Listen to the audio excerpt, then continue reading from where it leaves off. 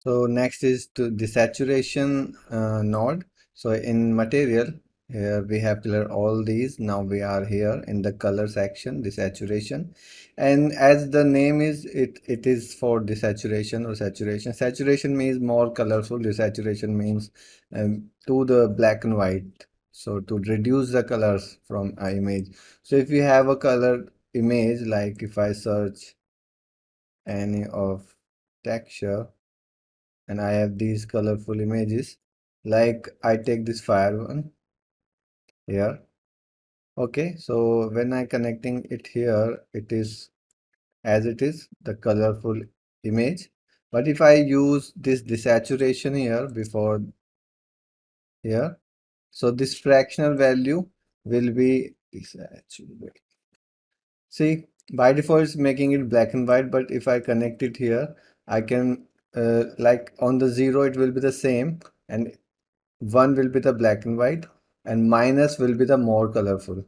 So this is the thing that it do, but where you can use that, basically you can make the black and white, but usually where I use that, I use this node a lot, and I use it when I am working on BlackBody.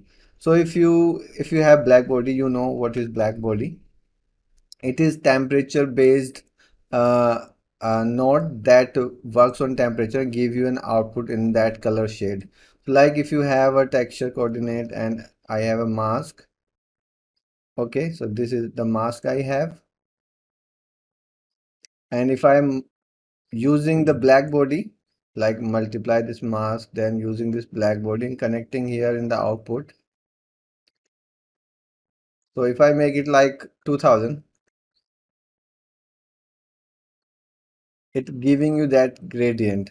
But if I'm making it even more like burning, now it's slightly desaturated. See, it's giving you white and slightly yellow, but I want more colors. So basically whenever I use black body, I use desaturation. So here now, if I connect this and make it -1, it will give you more colors. See, you can even make it like -2, more colors it gives you. So this is the use of desaturation node. It is very simple, just black and white or make color. Okay, so that's it.